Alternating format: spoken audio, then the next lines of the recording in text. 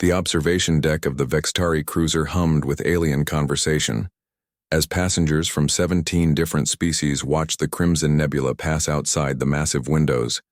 and Katie Morrison sat alone in the corner with her datapad, trying to ignore the stares from the other travelers who had never seen a human before.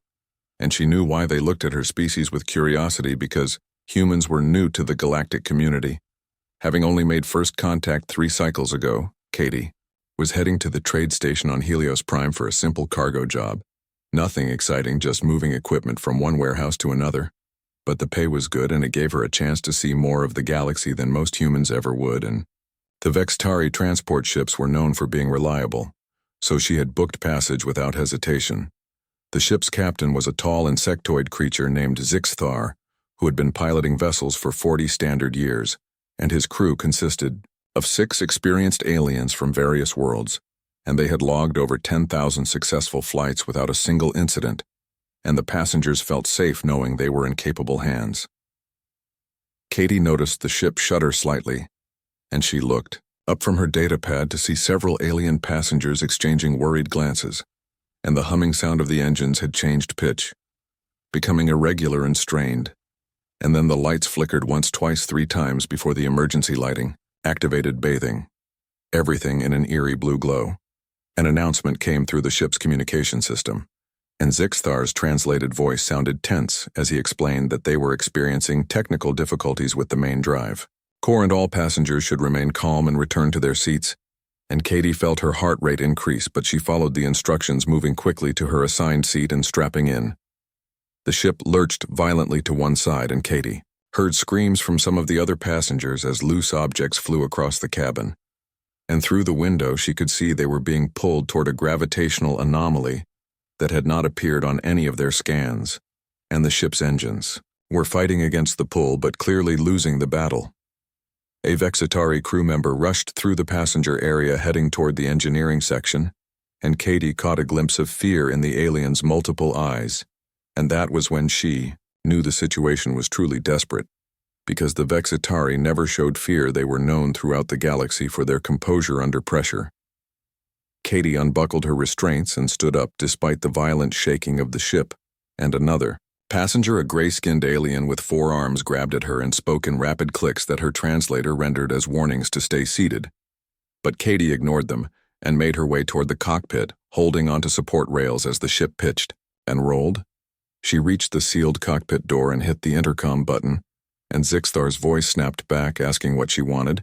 and Katie told him she was a human, and humans had experience with emergency situations and she might be able to help. And there was a long pause before the door hissed open. The cockpit was chaos, with alarms blaring and warning lights flashing across every surface,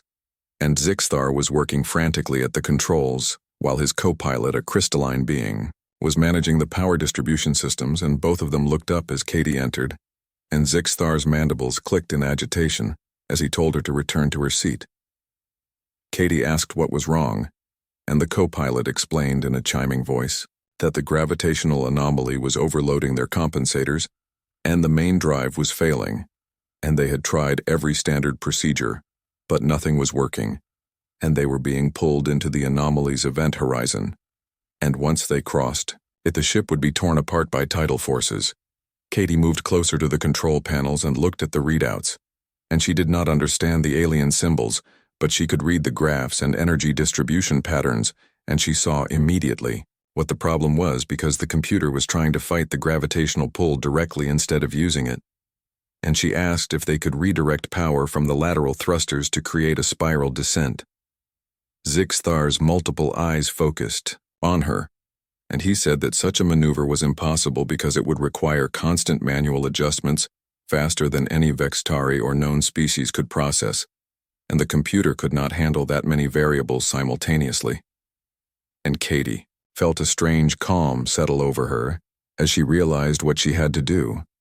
She told them that humans had faster reflexes than most species due to their evolution on a high-gravity world with numerous predators, and she had trained as a pilot before, taking the cargo job, and she could manually control the thrusters if they would let her try. And Zixthar and his co-pilot exchanged a look, and the captain's translator conveyed his disbelief that a human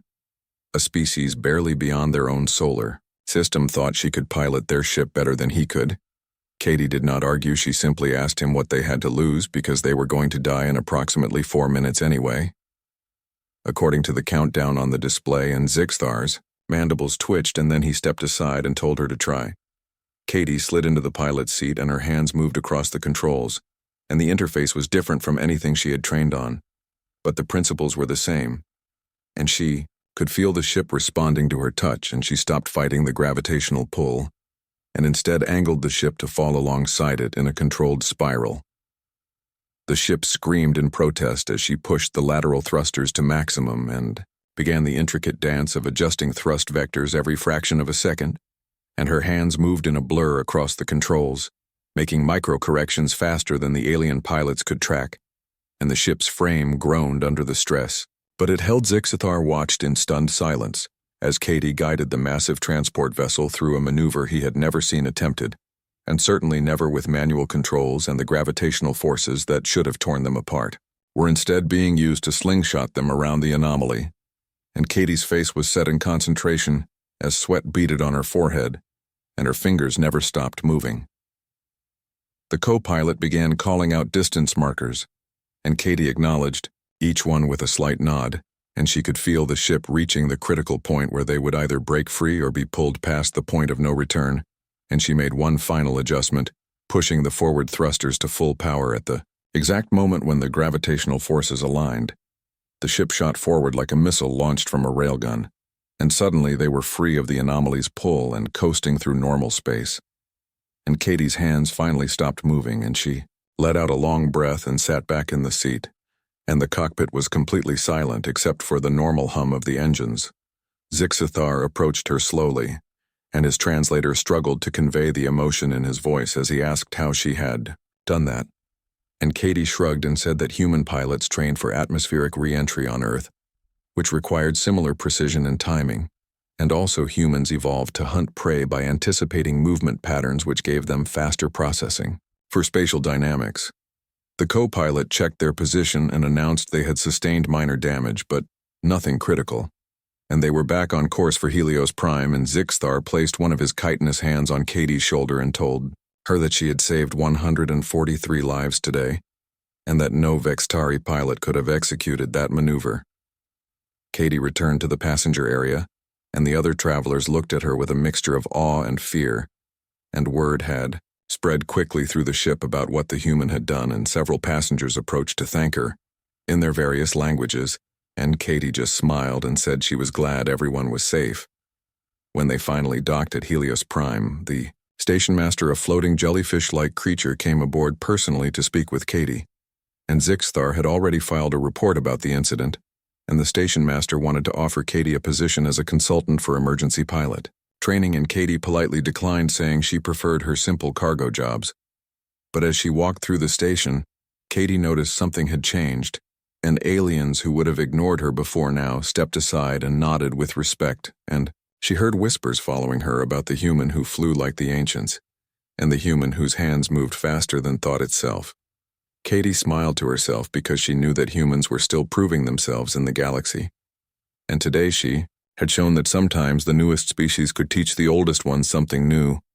and she thought about all the other humans out there among the stars doing the same thing in their own ways. She reached the cargo bay where her next job waited, and the foreman, a large reptilian alien, greeted her with unusual warmth and asked if she was the Katie Morrison who saved the Vextari transport. And Katie nodded, and the foreman told her that he had heard the story already, and that any human who could do what she did deserved the best assignments. Katie thanked him and got to work, and as she moved containers and updated manifests, she felt satisfied knowing that she had made a difference, and that maybe, just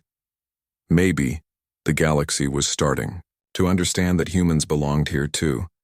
and that they brought something valuable to the galactic community beyond just their curiosity and ambition. The stars outside the cargo bay windows seemed brighter somehow, and Kai,